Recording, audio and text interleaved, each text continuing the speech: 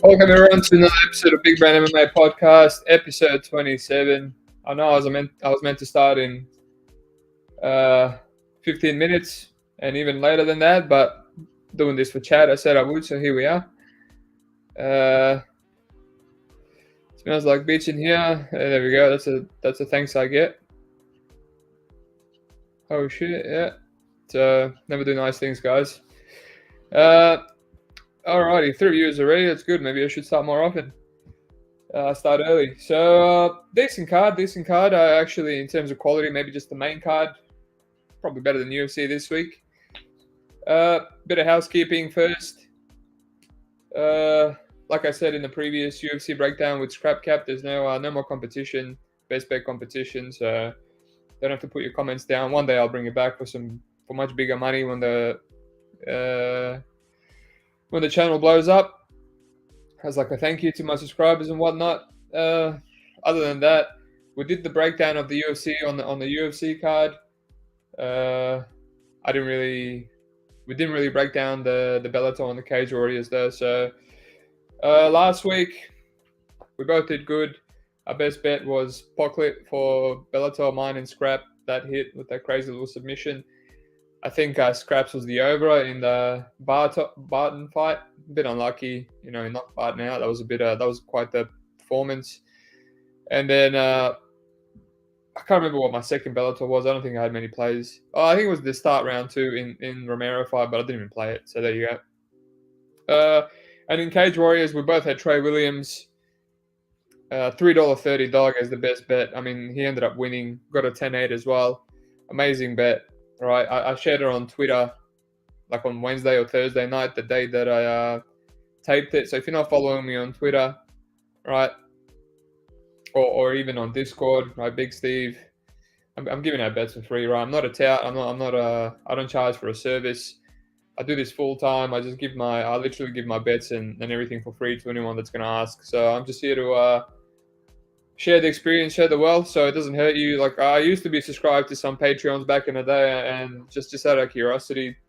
And honestly, I mean, 80% of the time, you're not getting your money's worth. All right, the people are not doing tape; they're living off your donations.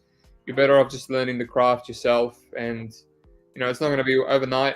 This is my 4th year betting, and just started doing full time, like 8 months ago, but once you learn it, man, it's a skill for life. So you're better off just learning the skill yourself. There is about 20 to 15% of decent touts out there that actually takes it serious. If you care, just, I can tell you in private if you really want to subscribe to that. But I think you're better off just, I think you're just better off learning the skill yourself. There's plenty of people giving free content out there in the community. But other than that, yeah, we cleaned up on Cage Warriors. We did good on Bellator. This card is a bit how you going.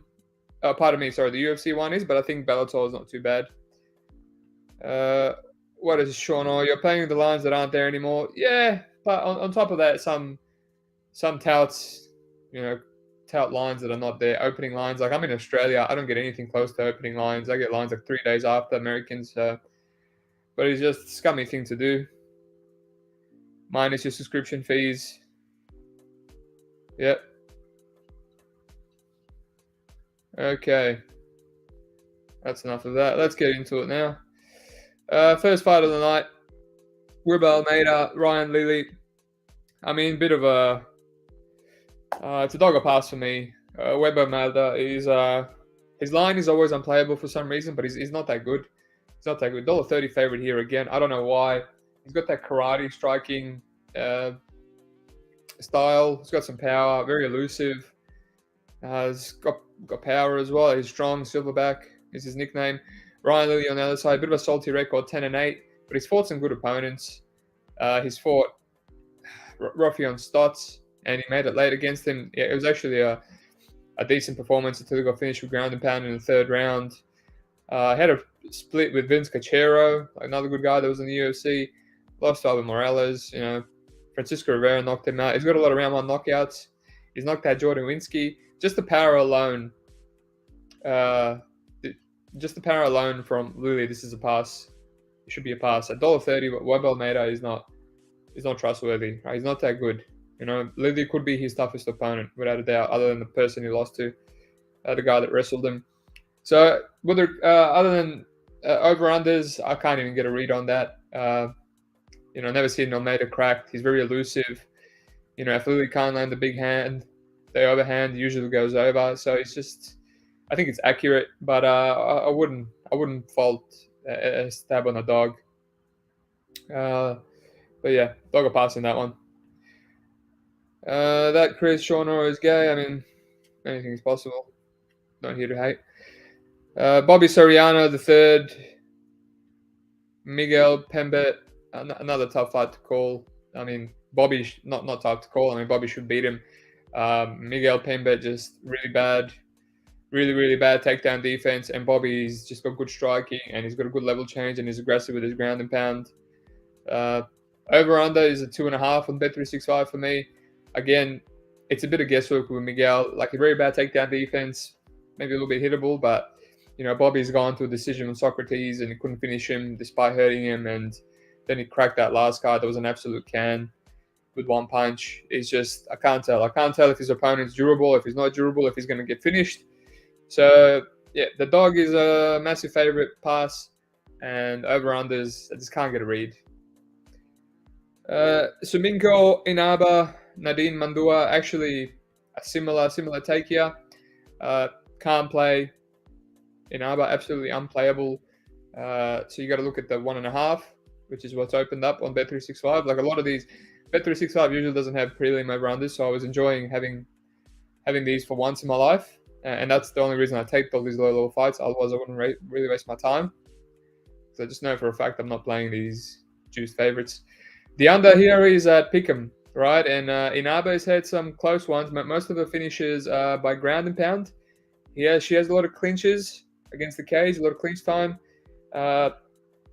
Literally ground and pound against Katsiakis, you know, almost went to decision, round 3 finish. Randy Field, if you're into some sexy ladies, Randy Field, you know, forget about Norma Dumont, forget about all these other girls. Randy Field, go on her Instagram, she's the one. Sorry, I'm just getting distracted by these comments. Bobby inside the distance. Yeah, look, that's probably better than under 2.5. You got 3 rounds to do it. Socrates is damn durable, he is, but he's also hittable. So I don't know if the other guys are hittable. So pick him here. So Inaba's had some few sweaty ones, you know, even the Field one, 30 seconds away from going over. Like I said, needs to grapple. And this other chick, Mandian, I mean, she seems kind of durable. She can survive. A lot of her fights go over. She's barely ever been finished. But the thing is, she does have horrendous takedown defense. So that's the thing here. It was definitely going to be a pass for me, you know, relying on a tiny woman that needs ground and pound to beat this tall, lanky, durable chick. But then how bad her takedown defense is, I was like, maybe, you know, if she gets a takedown early, she's got a round and a half just to work her game and get to mount and throw some ground and pound and shots. All the other girls that Nadine has lost to just kind of lay and prey on her. And she almost got an armbar as well, so potentially, you know, there's going to be an upset. It will be by sub, but from guard, but I also going to rely on that either. Yeah, but then I went to the amateurs and I seen that Inaba actually sparked this chick. They fought in 2018. She sparked her in 1 minute and 5 seconds, and I can't find that fight. So I wonder if it was on the feet or if it was ground and pound. And also in the last fight, Inaba sparked Whitney Poles in 1 minute with a beautiful combination. All right, three punch combination, ending with a left hook, and that was it. Didn't even need follow-ups. So it's pick them. They priced it right. You want to play, you don't want to play. I'm literally 50-50 whether it's going to go over, whether it's going to go under. So I'll leave that to you. I don't know if I want to force it, but at the moment I'm 60-40 to the under, just because she has sparked her before, and she's going to get a lot of top time to work her ground and pound. So potentially the under 1.5 here. Next fight, Lance Gibson Jr., Dominic Clark. I do have a play here, and I am a lot more convicted on this one. Dominic Clark, he's an absolute bum. 12 losses. I think he only has 1 decision loss. Literally all other finishes all losses are finish. He has 8 losses in the first round. The other couple of losses are also under 1.5 rounds when they do go into round 2. I think he's only got one. Esteban Paya knocked him out 47 seconds after the over 1.5. And Danny Navarro just couldn't finish him, which is embarrassing, mate. You're the only guy that couldn't finish this guy. Very, very embarrassing. You got to look at yourself in the mirror. Other than that, literally knocked out by everyone or submitted occasionally. This is the guy that Ricardo Sexas in Bellator landed one front kick to the face at 30 seconds in, and he just started backing up and fell over and got knocked out. Adam Masenza in his last fight just knocked him out with knees to the body. He just kept kneeing him, and he just kind of quit. So it's a mixture of chinny and it's a mixture of a flake. He just can't handle it. He wants to grapple. He wants to clinch. He can be a bit sweaty because Lance Gibson Jr. is a patient, technical striker. He likes to stay on the outside. But honestly, he's finished every single person in under 1.5 rounds in his amateurs. And then the first 3 fights professional up until he got up to Marcus Surin, who's never been knocked out, 6-2. And then finished Raymond Pina 9-4 again in round 2. And then Dung stung him. And then he took him down and landed a lot of ground and pound and was doing a lot of damage and went to decision. But Dung, Surin, and Pina, these are all step-ups. They're like decent low-level regional guys. That's why they've actually gave Gibson some adversity. And I think that's why Bellator realized this and they said, no, we're going to give him a step back. So they gave Dominic Clark. I mean, he was meant to fight Chris Avila, which is another step up. Step down, pardon me. And Avila got injured, and then they're just giving him Dominic Clark, who literally, like I said, 8 first-round knockouts, very chinny, and then another couple under 1.5. So under 1.5 here, I almost got Pick'em, which blew my mind. So if you know me, I'm not very frivolous with my over 1.5 plays, just because I've been burned over the years, and I've got my rules that I don't play them that much anymore unless I'm certain. But almost at Pick'em against a guy that's a quitter and a flake and chinny. So one body kick, one head kick, some ground and pound that he's landed in his last few shots. Clark will look for the way out. This is a big squash match. That Chris, I took some Gibson KO. Yep. I assume that might be plus money. That's a beautiful play. If it is, it's better than under 1.5. And you got 3 rounds. But for me, I only have over-unders. So I got almost Pick'em, man. I got more than a unit. So most likely keep that, even though I usually don't do that. Can be a little bit sweaty because Clark will look to clinch and because Gibson is so patient, but this could look massive, massive value in hindsight. Okay. JJ Wilson versus Tokov. I think the line is accurate. JJ is very athletic, explosive, good jiu-jitsu, durable, 25 years of age, young. Tokov, I think, is 26, so they've got some similarities there. Explosive. He's had some red flags early in his career. What's Chris saying? Gibson by KO. Yeah, that's a beautiful line, man. That's a beautiful. Just as long as he doesn't get submitted, because Clark can get submitted too, and he might get a takedown, and then Gibson's not bad off his back with some might throw up an armbar, but that's a good line, man. Wish I had all props available to me. So yeah, JJ Wilson, explosive, athletic, throws hard. He can get his own takedowns. Good jiu-jitsu, but he can play guard sometimes. First red flag I seen was in a Taiwan Claxton fight. Just got held up against the cage for a long amount of time. Tried to pull guard multiple times. So that was red flag city. They knocked out Pedro Carvalho, which is the chinniest man in the world. It's kind of like Santos that's fighting Castaneda this week. He will throw a lot of random spinning back fists and aggressive strikes. He recently just lost to Gadzi Rabadanov, who I personally think is a lot more polished and complete version of Tokov. Better wrestling, much better striking, probably better jiu-jitsu as well. And I thought he handled himself well. He won the first round with strikes. He got taken down in the second, kind of played guard a bit too much and lost that round. And then third, he did better to stand up and not spend any time on his back. But Rodzamano, pardon me, just kept going for a bit more wrestling there, and he got 2 or 3 takedowns, and in the end just consolidated position and lost 29-28. I played Gazimano there by decision, small, just because of JJ's tendencies to play guard, and I didn't want to lay the juice on Rodzamano. He was a decent favorite. if you are going to play Tokov here, that's probably the same play. He is just a wrestler, in and out movement, a bit bouncy, goes for a lot of takedowns. He is improving. His first loss was to Chris Gonzalez, who's another good wrestler. Kind of got a wrestle there. It was a close fight. So yeah, he's not really dangerous.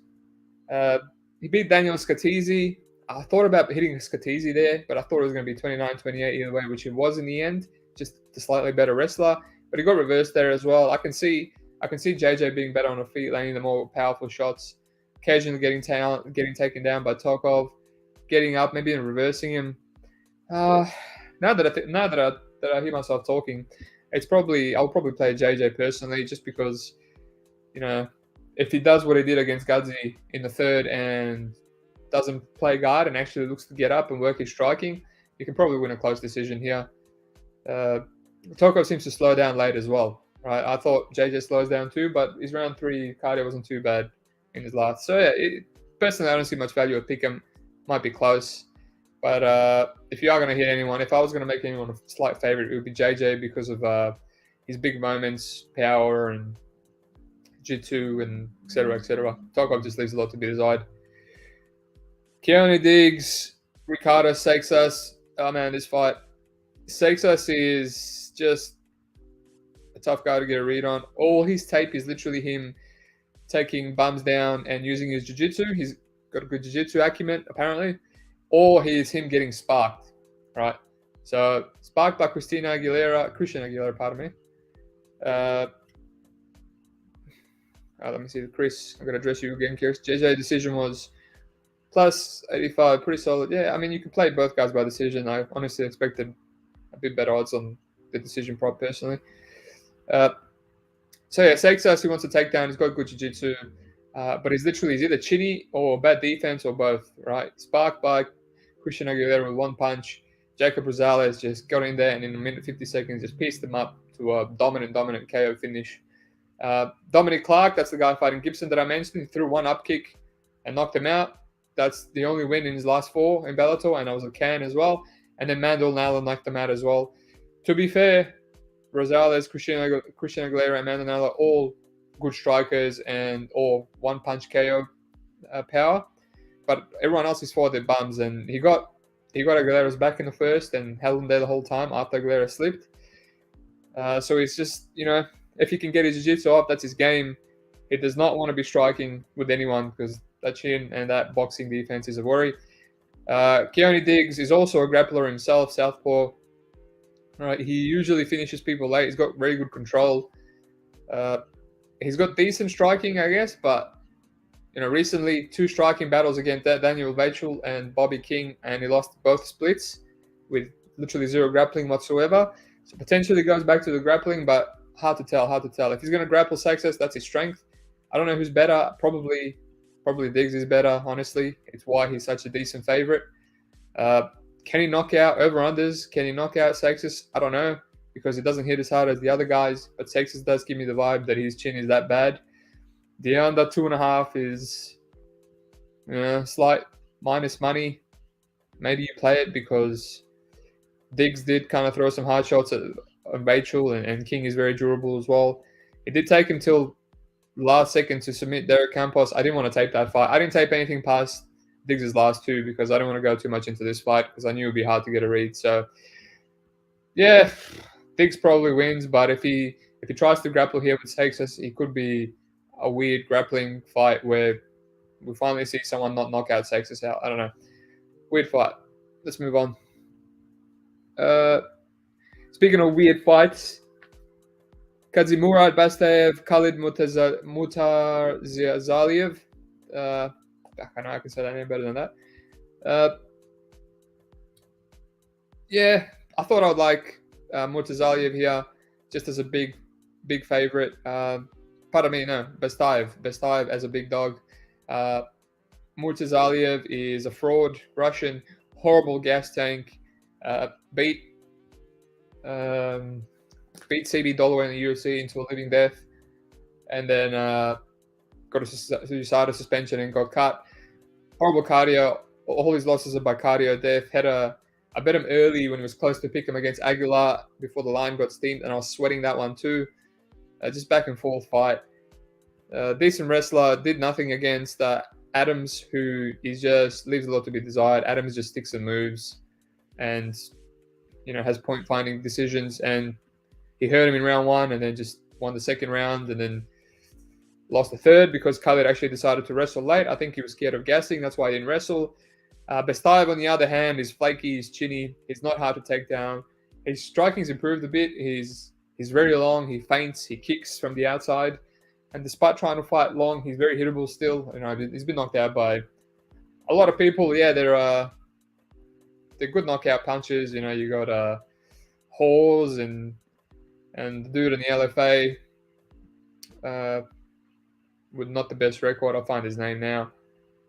Blake Troop, 6-5. He just pounded him out because Bestayev was just looking for heel hooks. Manifield, yes, they're all hard hitters. Gomez submitted him. I just get flaky vibes from him. Even Ty Gorda dropped him, and he just couldn't finish him. I can't believe that fight didn't finish. But honestly, upon rewatching that today, I thought Ty won that fight. Hurt him in the first, and I think because Bastiev kind of wobbled him a bit, they gave him the first. And then in the second, I thought Ty won the second as well. Took him down. He could take him down at ease.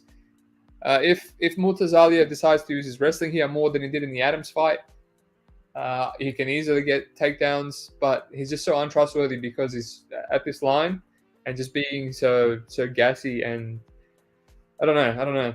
He's not. If he stays out at range, I can see Bestayev making it close. But a takedown can come at any moment.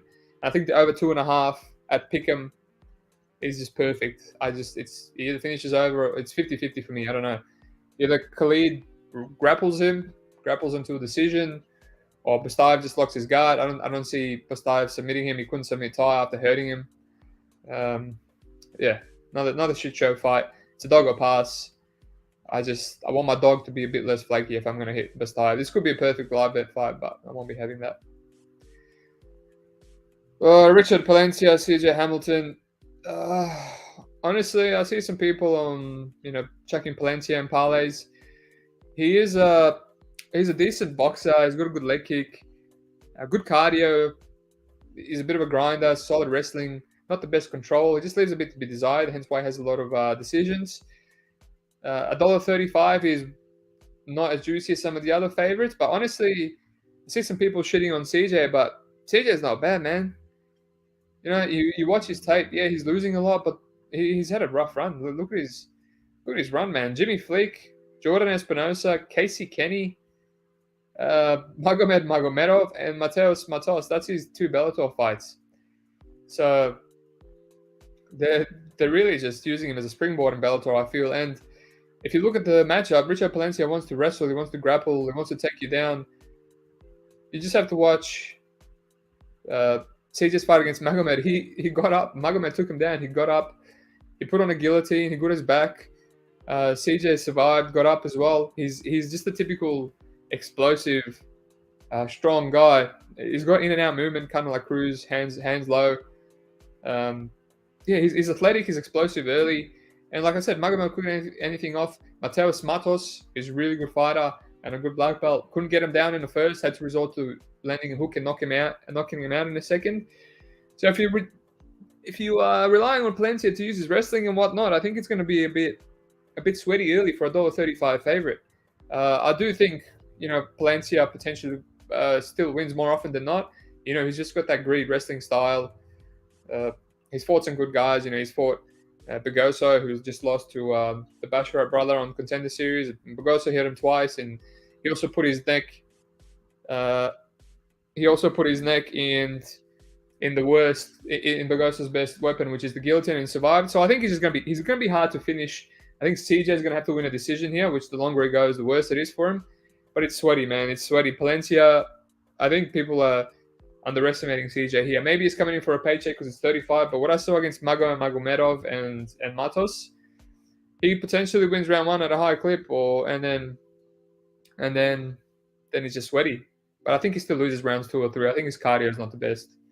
But it just, I can't put someone in a parlay that's going to make me sweat early. So, UFC betting experience. Oh, here we go. Thanks for joining, boys.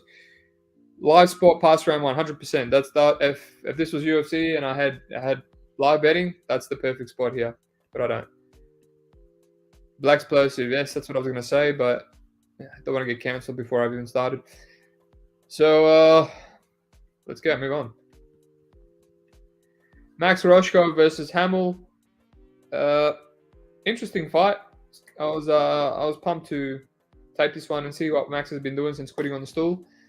I lean Hamill at the point of doing this. I've played Hamill for half a unit because he was still a dog on Bet365. I really wanted a better line because Hamill always seems to be in close fights. And part of that is just because he doesn't really put stamps on him and he doesn't have the best control. He does have good cardio. He is gritty. He will throw. He will fight for your money. He's been a money train for me, honestly. I bet him against Logan as a dog. I bet him against Mota as a dog. Sweated the Mota fight. Sweated the Logan fight too, actually, but a little bit more on Mota because that was a split decision. But yeah, it just doesn't do much. And you know, he had a split with Borics as well. He won the first by taking him down and then couldn't get the takedowns off in 2 and 3. Usman's back in the third for a bit, and then Usman got up. So he will go for takedowns for 3 rounds. There's FOL footage of him going up against proactive wrestlers, maybe because a lot of people are ready to defend his takedowns, but I literally taped every single fight available, just nothing other than Mota. Mota is a big, strong guy, kind of like Roshkov, and he kind of held him against the cage and put him off balance a few times, did take him down, but didn't consolidate, and Hamill just got straight back up to his knees, tripoded, and then stood up, and then made sure he turned to not give up his back anymore. So that makes me feel like he will be a hard guy to hold down or take down. But on the other hand, Roshkov probably is hands down the best wrestler that he's ever fought. I mean, early Roshkov was going for just crazy submissions, and you know, obviously, you know, when you're finishing everyone early, he just keeps going for that. You can see that's what he did against Hubbard as well, and gassed out badly. That was also on 1 week notice. Since he's come back, he just seems to have a bit more control. In Cage Warriors, took Jeff Creighton down 4-1 and just patiently advanced position and got into mount and just ground and pounded him to a finish. The guy just couldn't get up. And against Jordan Bailey is underrated. I've taped this guy very extensively when there was only Cage Warriors on and no UFC, back when he fought Alex Trinidad. And I went through his whole career, and he took a bit of a lengthy hiatus since 2018 till 2021 when he came back against Roshkov. And when he came back, he seemed a lot more juiced. He survived Roshkov's onslaught for 3 rounds.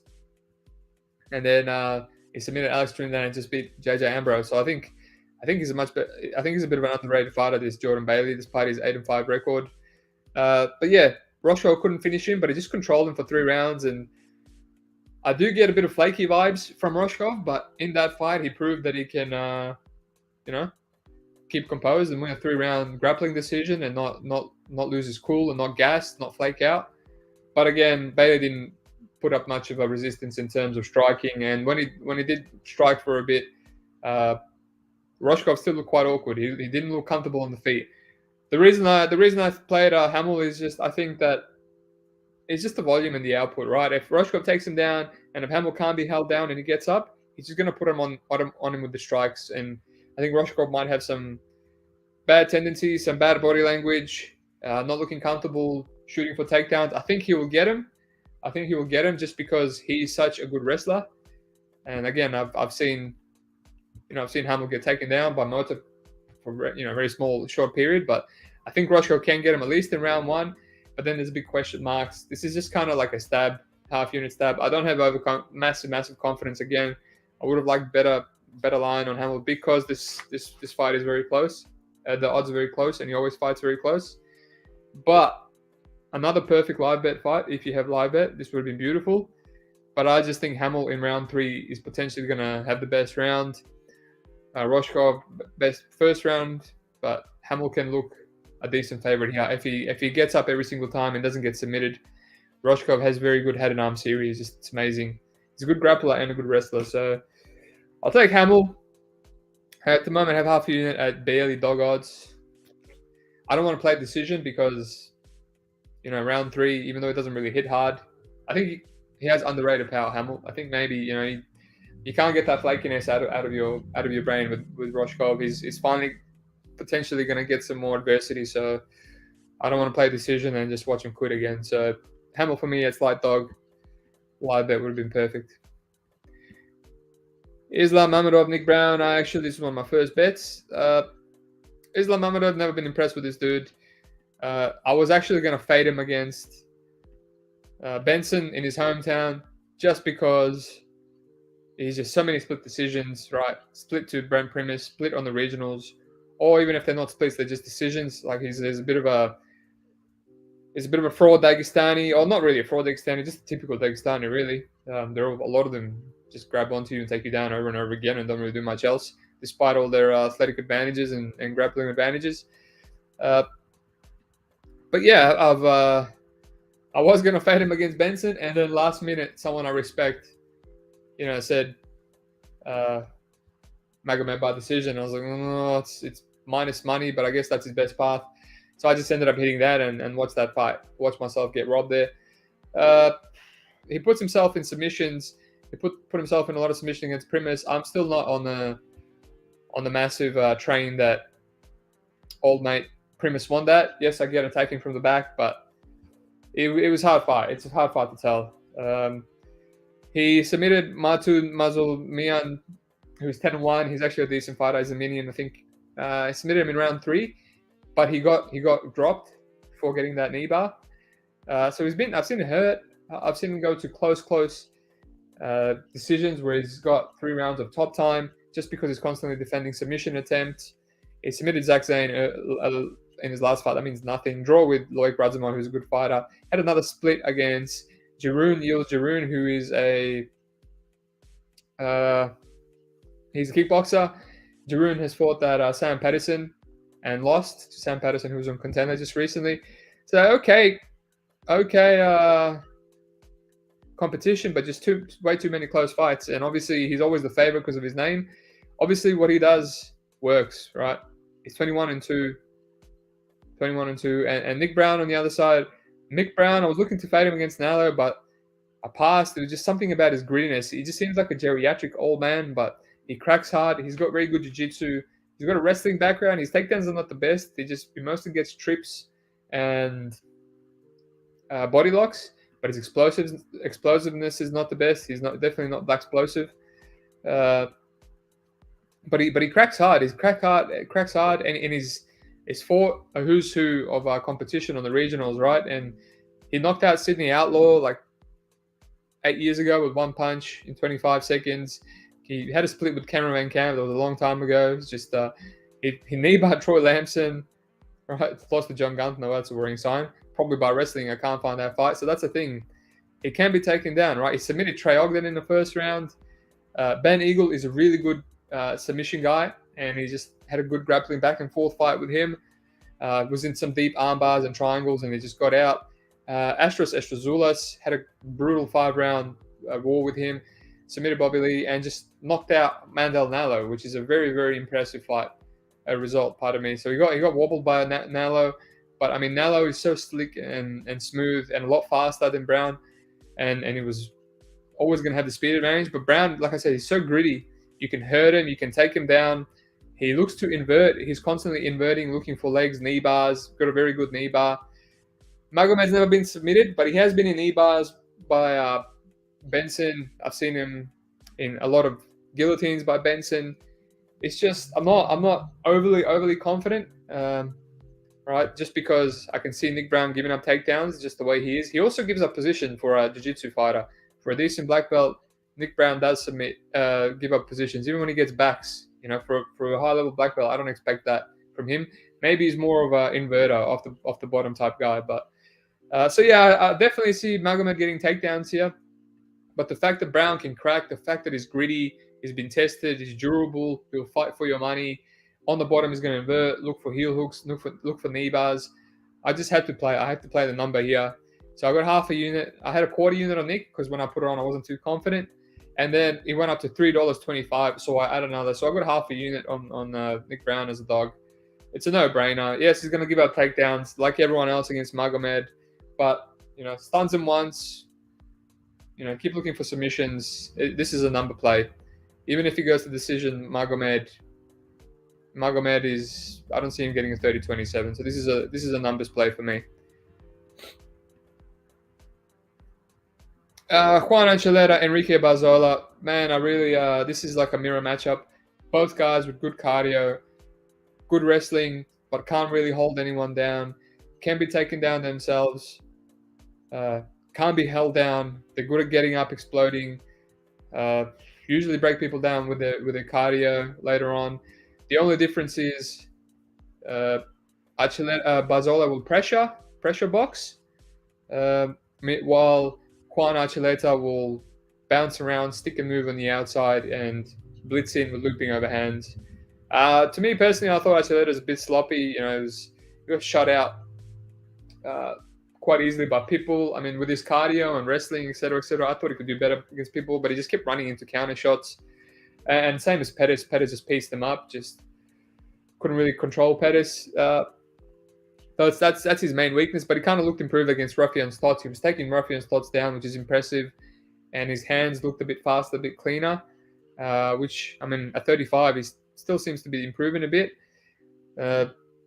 Against Patchy Mix took him down early, but he survived, and then just used the cardio and the grind to beat him in the 5-rounder. So it's just similar styles, right? Barzola's the same. Barzola is a bit more cleaner with his boxing, but his defense is a bit worse, and he's getting cracked a lot more. But he also wins as his opponents wilt and get tired under his pressure. So Barzola comes and he's hittable, and as he's coming, he's easy to take down. So Darian Caldwell was up 2-0, and then Barzola got one of his first KOs in who knows how long, since 2014, which is a bit lucky there. And same with Nikita. Nikita had some success against him, and then he just got cardio died. Magomedov, he came out looking amazing against Magomed. He was cracking him. He was taking him down. I didn't expect him to have that much success in the grappling until Magomed got tired. But it seemed like Magomed was pacing himself. He started to crack him in round 2, 3, and 4. The striking, like I said, Barzola is he pressures to a fault. His defense goes out the window because he's so focused on pressuring. So yeah, this is a tough fight to call, man. I see some money coming in on. It's come in now. It used to be Pick'em, and now it's we've got Archuleta as a slight favorite. I mean, whoever you're going to play, you can play decision here. Just two guys that are going to bounce around and take each other down and won't be able to consolidate position and roll around and scramble, and it's tough. It's really tough. I try to look at an aspect. I'm kind of talking myself into Archuleta with how he looked against Stotts, and potentially being more evasive. And as Barzola pressures in, maybe he can crack him and take him down, and then rinse and repeat. And he's not going to get tired doing that because he's got good cardio, and Barzola might constantly walk into it. But then maybe Barzola takes him down first. And I don't know. It's whoever gets the game off first, and whoever does that, and you just play him by decision. I can't really get a read. And Barzola has horrible submission offense. I had him by round 3 against Nikita, pulling my hair out, just pulling my hair out. I've got the worst luck with those. I had Marlon Vera round 3 against what's that English guy? David Grant, and he just had his back and had a lock chocked in with 20 seconds to go, and he's beating the shit out of him. And then this is another one. I play so many round 3s, and I just pull my hair out. He constantly had the rear naked choke fully locked in, and he couldn't submit. I gassed Nikita. So yeah, whoever you're going to play here, play by decision. The over's juiced. I don't know. I can't get a read. Okay, what do we got next? Good fight, though. Very good fight. Okay, we got Aaron Pico here versus Jeremy Kennedy. I'm going to cut straight to the chase. I don't see how Jeremy Kennedy is going to beat Aaron Pico with his grinding wrestling style. Last few opponents Pico's fought, right? Gonzalez, good wrestler. He just with ease took him down in every single round. He's got the cardio to wrestle for 3. Aiden Lee just manhandled him, submitted him, kicked the shit out of him. Adil Edwards also wrestles on the regional a lot, takes a lot of people down. Just hurt him straight away, and then just manhandled him, finished him in round 3. Yeah, he's just, I don't know. I don't see Jeremy Kennedy. He's been knocked out once by let me check, the guy that's He's got an insane record on PFL, and then he avenged his loss.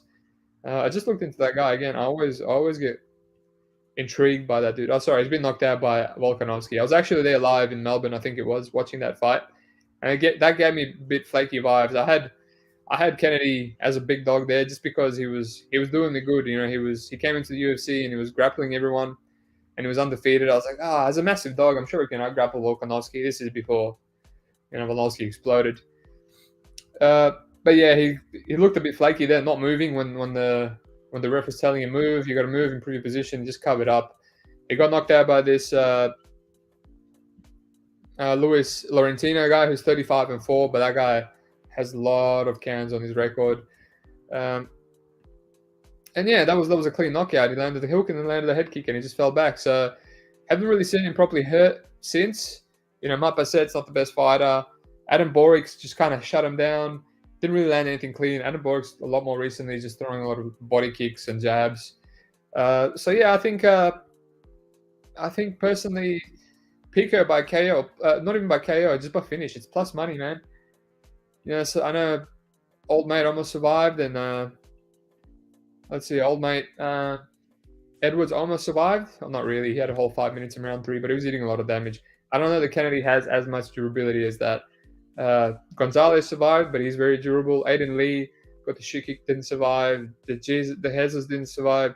Hatley, Carey. Yeah, man. Yeah, this is it. Aaron Pico by finish. Plus money. Haven't played it, but that's my play. He's got a mean left hook. He's very aggressive. Kennedy might stall a bit against the cage, but yeah. Easy play there. Pico by finish. Should probably be minus money, honestly. AJ McKee Jr., Spike Carlisle. I love Spike Carlisle fights. The UFC's retired for letting this guy go. He's the most entertaining dude, and he's an absolute crazy man as well. AJ McKee, I always thought he was a bit flaky personally. That a lot of his fights where he has a little bit of adversity, you can see the flakiness, flopping to his back. Very aggressive, very explosive, big reach. Just a sneaky submission game. Just power as well. Just so many physical advantages. He's young as well, 27, just approaching his prime now. But just, yeah, that Derek Campos fight, he gets his takedown, but then he gets reversed, and he just spends a lot of time on his back. Seems to be breathing heavily. Darian Caldwell easily gets taken down, but it is Darian Caldwell, then gets a good submission. Blitzes through Pitbull, but because of his flakiness, I played Pitbull in the rematch, and so much speed advantage, so much height and length over Pitbull, who just stood there and did nothing. And AJ lost a competitive striking battle, right? It's just because unless he's memeing or going crazy or going for crazy submission attempts or explosive takedowns or blitzing you, he's not the best. He doesn't have a good thought out game. All right, that's why when he goes to decision, even when you go back to the Brian Moore fight, he was getting the shit kicked out of him until he turned it around. So he's always got adversity in his fights. And man, if you give adversity against Spike Carlisle is, he's gassed like 30 seconds in, 1 minute in sometimes, and then he's a nightmare. He can gas 30 seconds in, and one of his lungs can collapse, and he'll be a nightmare. He'll always be dangerous, right, for all 3 rounds. Like he was Billy Quarantillo, he couldn't hold him down. He kept getting reversed. Spike Carlisle looked like he was gassed super early. Bill Adjo gave him his neck. He jumped on it. He submitted this Chinese dude in LFA, just opportunistic at getting the back. Got an armbar on some other dude who couldn't find it. JJ Ambrose was kicking the shit out of him. And then he just landed a couple of punches in round 2 and knocked him out. Dan Moret was kicking the shit out of him. He was taking him down. He was wobbling him, hurting him. Took his back, couldn't submit him, was cranking on his neck. And then literally Spike Carlisle landed a couple of things when Dan Moret let his confidence down. And he got wobbled and he got finished. He's so opportunistic with his chokes, right? I can't fault anyone here at taking a stab on Spike Carlisle by finish, right? Decision, yeah, he could win it. I mean, I actually had money in Quarantillo, and I thought Spike won that fight. I considered myself lucky. He can win in a very weird fight. He can win a decision with some reversals and some big shots, but I think just sprinkled the finish here. Like Takeda in Ryzen, his last fight was in Ryzen. was getting taken down, and then once Spike locked his hands together, it was the most brutal guillotine. The guy is just an Adonis. He's super strong, explosive. He's got a judo background.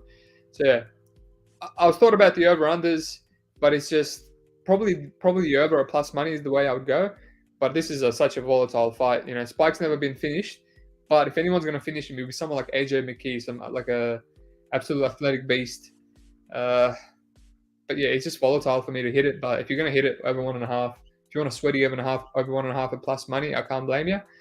But yeah, personally, $6.50 for Spike by finish, just a little sprinkle on it. AJ is flaky, man. I've seen a lot of flakiness from him, and he also put himself in a guillotine against Pitbull. So, and he's moving up. He's moving up a light from heavyweight to lightweight. He's gonna have some. He's not gonna have as big of physical advantages like he did against the featherweights. So yeah, everything lines up, man. Spike is on a roll. Give it a little sprinkle. Why not? For fun. It's a Spike fight. Main event. Decent fight. This is the first fight I taped because I thought it might have some value potentially. Pitbull versus Adam Borics. 5-round title fight. Very decent fight. Tough fight, honestly. I want to play the dog. But I personally think the odds are accurate. Let me just address this. UFC betting experience. AJ round 2 or 3 seems right. Yeah, if you got something like that, who knows, man? You could even get a round 1 finish, but I don't know. It'd be impressive to be the first guy to finish Spike, but I feel like you're just guessing. You're just guessing in that fight, and if you're gonna guess, might as well guess with the best odds. But that could be a good odd. Those odds could be better than Spike Carla by finish. I don't know. I haven't seen it. Yeah, this fight, I think a lot of people saying Pitbull is washed. I think he's been giving that. He's been giving that appearance that has been washed for a while. Just the way he fights, the low output. Like even if you go back, I've tried to fade this guy myself. If you go back to his, when he broke his leg, people were saying, "Oh, that could be the end." If you go back, he had a split decision to Daniel Weichel. Right, he had a very close fight with Emmanuel Sanchez back in 2018, right after the Weichel fight. That doesn't mean he's washed. It's just how he fights. He's very low output. He's a great counter striker. He waits for you to come in. He knows he doesn't have the best cardio, and he's obviously doesn't have the best reach. So he needs you to come in. And if you do come in, he's gonna counter you. He's good. He's got good wrestling. He's got a great guillotine. He's got great jiu-jitsu. He's strong, physical, and explosive. He's just nailed his style of fighting for his body type and his advantages and his disadvantages. It's just perfect. Like I said, a much bigger and more athletic and longer AJ McKee, and faster as well. He should have been able just to stick a move from the outside, and he couldn't. He was getting leg kicked, and whenever he came in, because he was thinking he was losing the fight, people countered him big and occasionally blitzed.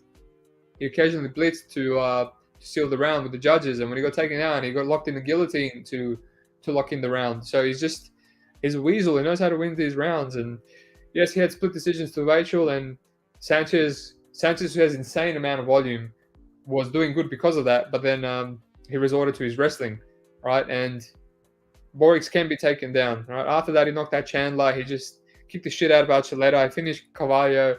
He finished Sanchez. All right. The McKee fight was a bit of a meme. Not a meme. It was a beautiful head kick.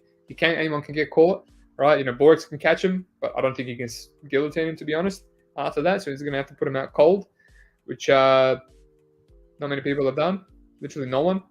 He just had a broken leg against Benson, and then after, we're seeing what happens when the fight gets extended against AJ McKee, right?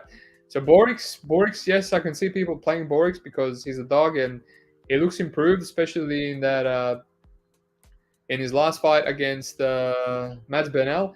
Mads Bernal is not all that, right? I faded him. I actually hit Pedro live. I said, if you can't submit Pedro, it's going to be a close fight.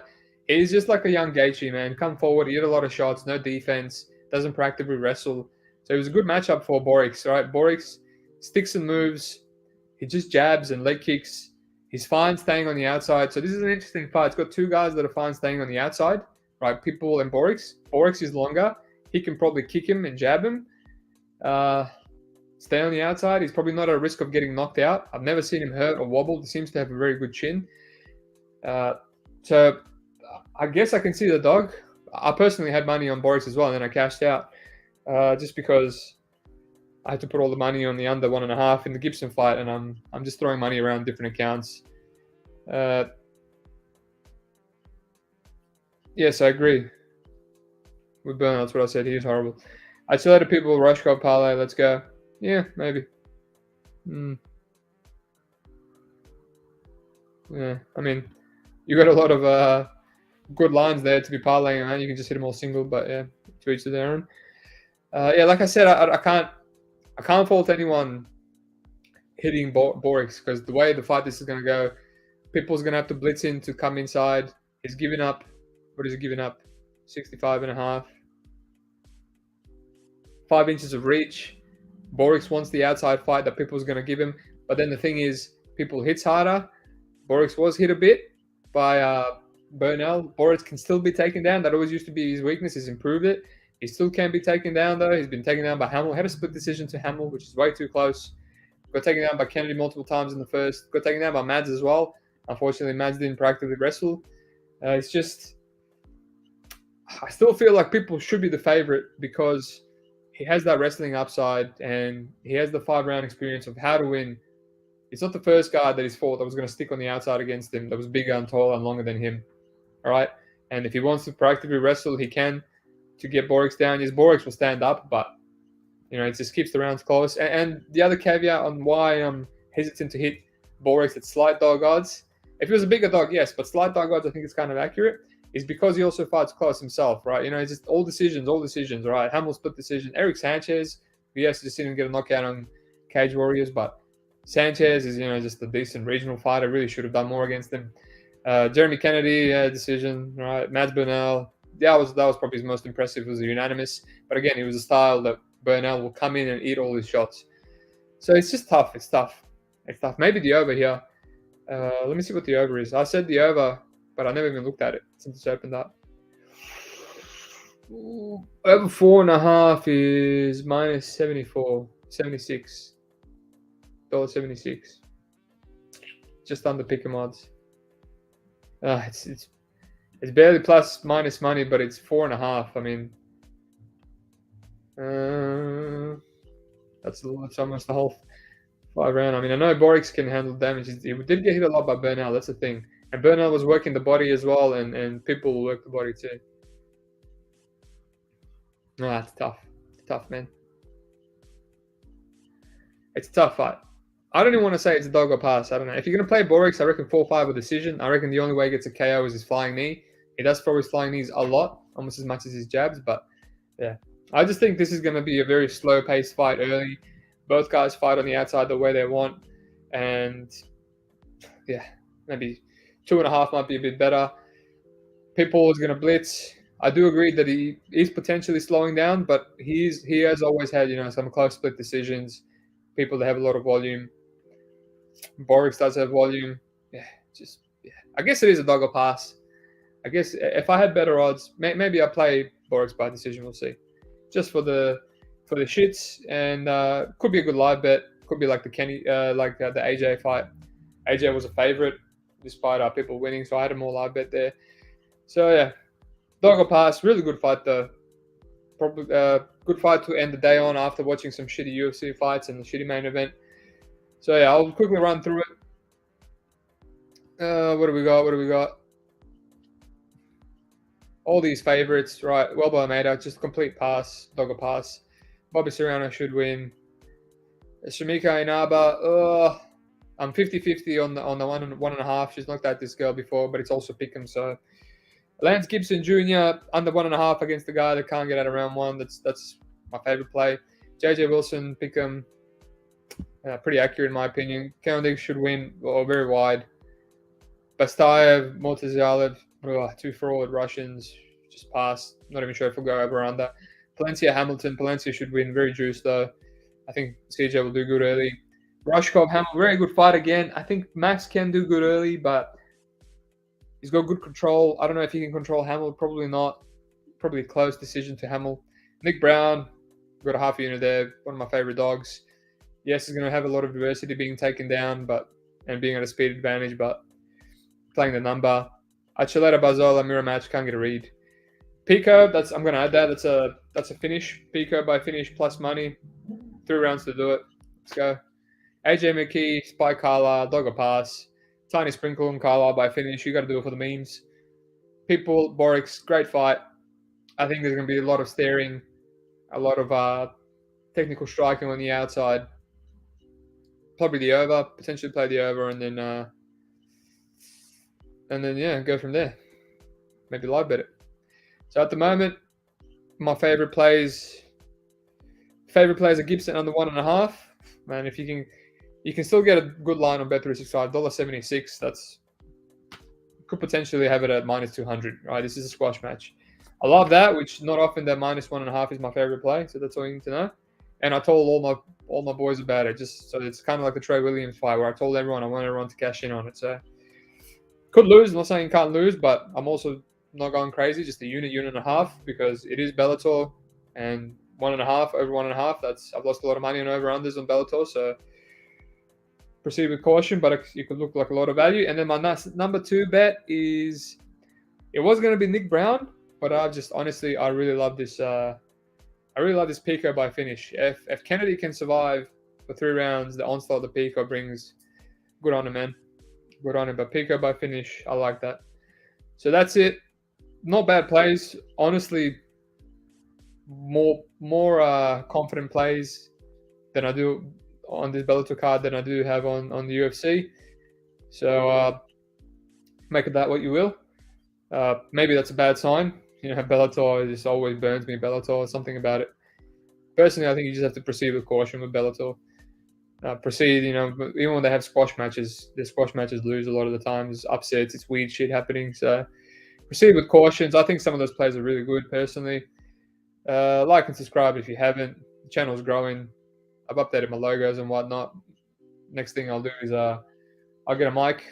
I don't know if hearing my nasally voice slightly clearer is going to improve the quality of the podcast, but whatever improves it, I'll do my best to improve it. I'm also trying to improve my vocabulary, talk a bit more clearly, but we'll get there. No UFC next week, but Cage Warriors, KSW, really excited about that. I love taping these regional fights. So definitely we'll be doing a podcast. We'll definitely be having a guest or multiple guests. So tune into that. Other than that, good luck on your bets. Feel free to hit me up if you want to chat about anything. And hopefully all of you cash. Have a good one.